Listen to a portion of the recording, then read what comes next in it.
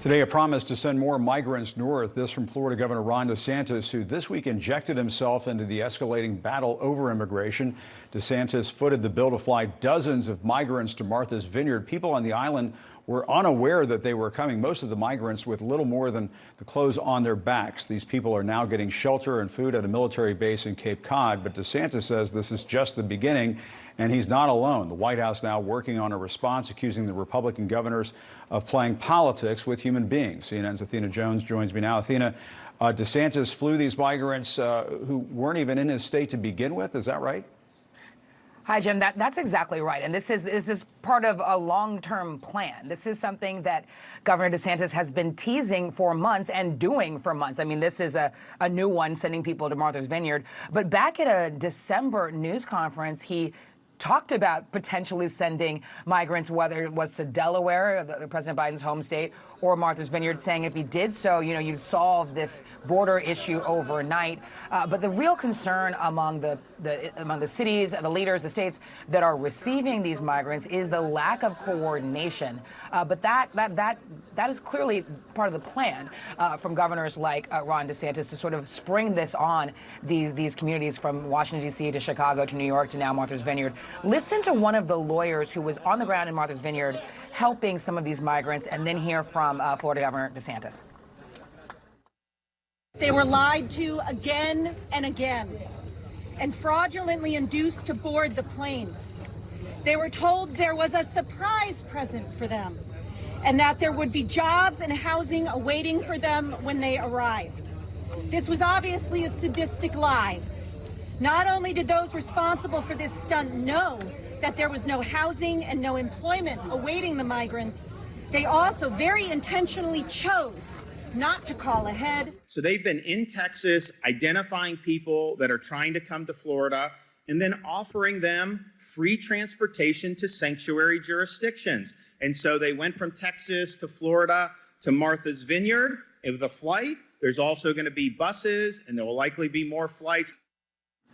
And there will likely be more flights because DeSantis said that he secured $12 million in the state budget for migrant relocation. And apparently that money can go to relocating migrants who weren't even in Florida. They got them in San Antonio. They ended up in Martha's Vineyard. So this is clearly part of a larger strategy, Jim.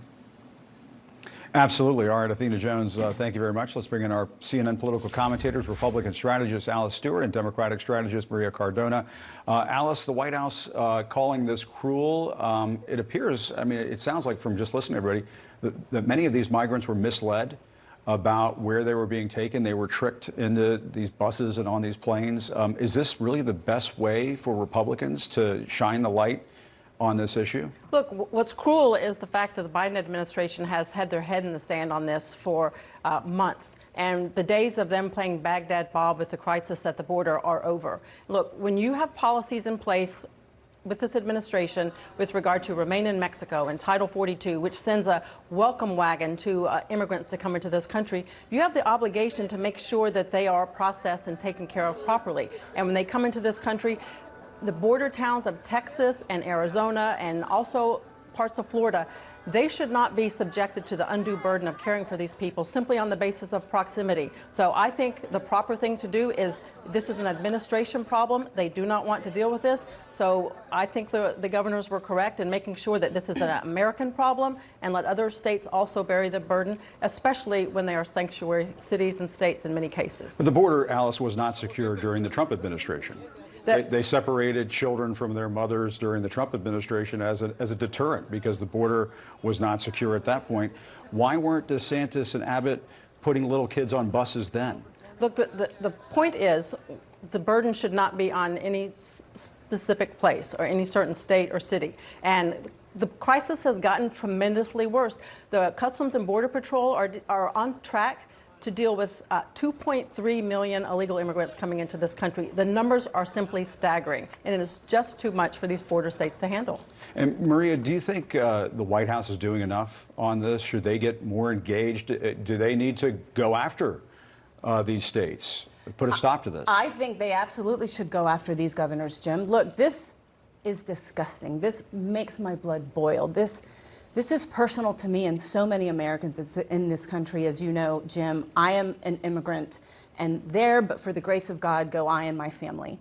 This administration is on this. They are processing these folks at the border. And this is what is so vile, twisted, and corrupt about what these governors are doing. The Border Patrol and DHS agents that process these folks have now let them go, and they were going to go to where their family members were. That processing occurred. They are now being lied to. These governors are being deceitful. They are acting akin to human traffickers and abductors. They are telling these migrants that they are going to be reunited with their family members.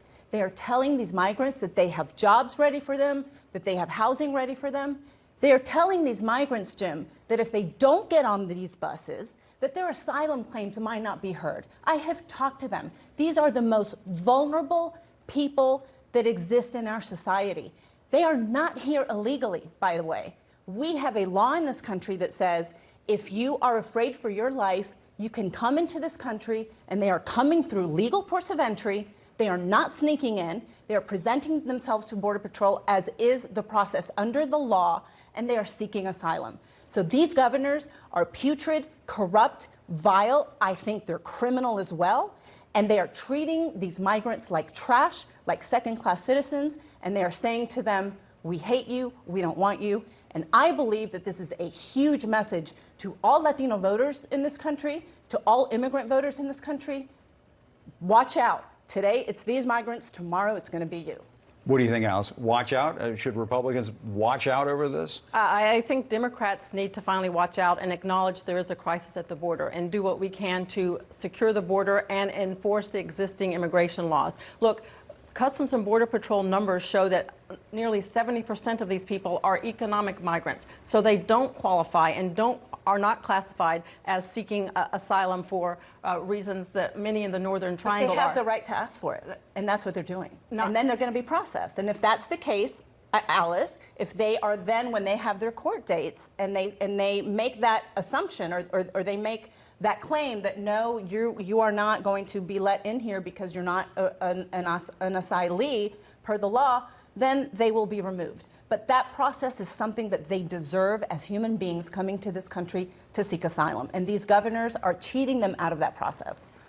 They will still have the opportunity to do so. But the bottom line here is that these border states and border towns should not be subjected to the undue burden of this. And we need I remind you, President Biden and the Biden administration has flown people under cover of darkness to New York State and elsewhere across this country under similar circumstances. But there's a plan in place. You know, when they put them on the plane and they land in a different jurisdiction, different state, different town, different city, the people on the other end know that they're coming. This is just dumping people in on Martha's Vineyard or in Washington, D.C. in front of the vice president's place to own the libs. This is not owning the libs. This is hurting the kids. And here's the thing that Alice, Republicans like to talk about Democrats or socialists and so on. These are, in many cases, Venezuelan asylum seekers, people who are fleeing a socialist dictatorship. Why are these Republican governors thumbing their nose at people who are coming and fleeing from a socialist dictatorship when you go after Democrats as socialists? Look, I think a lot could be done differently. I think the most important thing, to your point, Jim, there should be more cooperation between where the planes and buses are coming from and going to help make sure there is assistance on the receiving end. But at this point right now, this is the way these governors want to deal with it. And if nothing else, it has certainly called attention to this. And Democrats are talking about the crisis at the border like they never have before. Well, we've always talked about the crisis of the border, and we're actually the ones who have always pushed comprehensive immigration reform. And Alice, you know this. We've talked about this. It's always been Republicans that have shut the door on this. And there's a couple of points that I want to make. First of all, you're absolutely right. These are people that are fleeing these dictatorships. And what's so ironic is that a lot of Venezuelans and a lot of Cubans, a lot of Colombians too, they are supportive of DeSantis, or at least were, and they were in the last election as well. But now I caution my immigrant Latino brothers and sisters in these states, Venezuelans, Colombians, Cubans, look at what your governor's doing, perhaps to your familia. They're kicking them out of the country, out of the state, would like to kick them out of the country because they don't believe that they have the human dignity that we all believe that they should do and that they should have. And I think that's going to be a huge mistake on behalf of Republicans in seeking the Latino vote. And the second thing I would say is the Biden administration, Republicans love to talk about the Biden administration doing this in the cover of night. You know what they were doing, Alice, in the cover of night? They were reuniting the families that were separated, brutally separated, under the Trump administration. This, by the way, Jim, is no better. This is akin to that kind of family separation. It is egregious, it is inhumane, and it is cruel. But I think more than anything, what we're doing is calling the Democrats' bluff. Vice President Harris says the border is secure.